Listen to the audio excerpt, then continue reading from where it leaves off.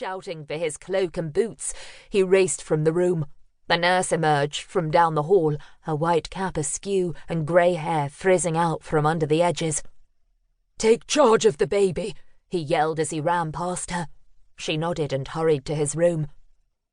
His valet, followed by several footmen, raced to his aid, carrying clothes. He snatched them and dressed as he ran, his men right behind him, dashing through the deluge. When they reached the cliffs, there was no sign of Isabel. "My lord!" a footman by the edge shouted. Afraid to look, yet unable to tear his eyes away, Richard stared down to where the man's finger pointed. The black shadow of Isabel's cloak caught on a razor-thin piece of rock, fluttering madly like a bat's wing. Lightning slashed above them, its terrible light revealing a dark smear beneath the cloak's erratic movements. Blood. Isabel's blood. Had she jumped to her death? "No!" A crash of thunder swallowed his roar of despair. He dove for the edge, wanting to follow her into the frothing grey seas, a cloak smeared with blood, all that remained of his wife. He'd fought too hard to win her love, her trust. They'd suffered through too much together to be divided now. He couldn't raise Edward alone. "No, please, no."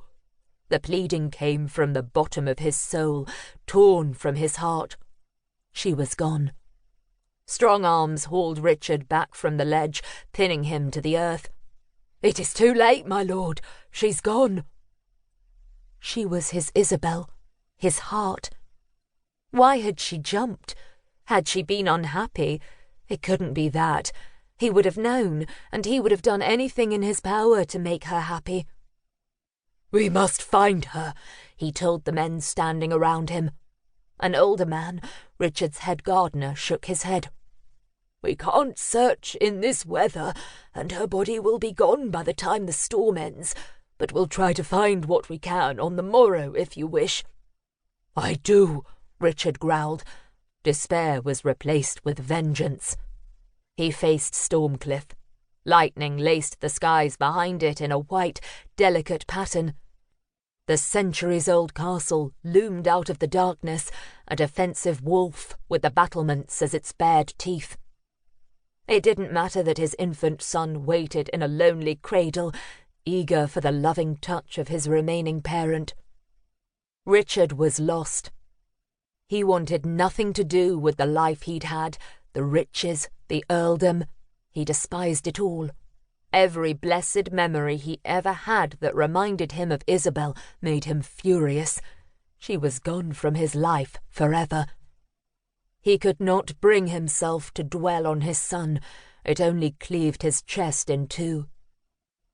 His love, his heart, was being battered against the rocks below. Chapter 1. Weymouth, England, present day. Blood splashed against the white porcelain, the ruby-red liquid spreading outward in a chaotic pattern. Jane Seyton hissed, clutching her leg. The cut burned like the devil. She slapped a palm over the sliced flesh, but crimson liquid seeped through her fingers. She set down her razor and reached for the shower nozzle, aiming it at the red streaks, washing them down the drain. A thin trail of red still trickled down the tub's edge, and she blasted with the nozzle again, desperately trying to erase the unsettling sight of her own blood. She hobbled out of the shower, rummaging through her makeup bag until she found a Band-Aid. Her room in the tiny inn was quiet, a silence thick and a little unsettling. She hummed to break up the suffocating lack of noise. It had been a tiring journey from Cambridge to the small, desolate coast near Weymouth in southern England.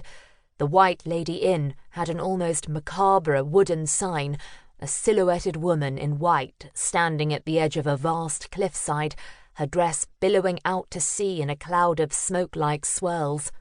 It swung above the door and creaked with the slightest breeze.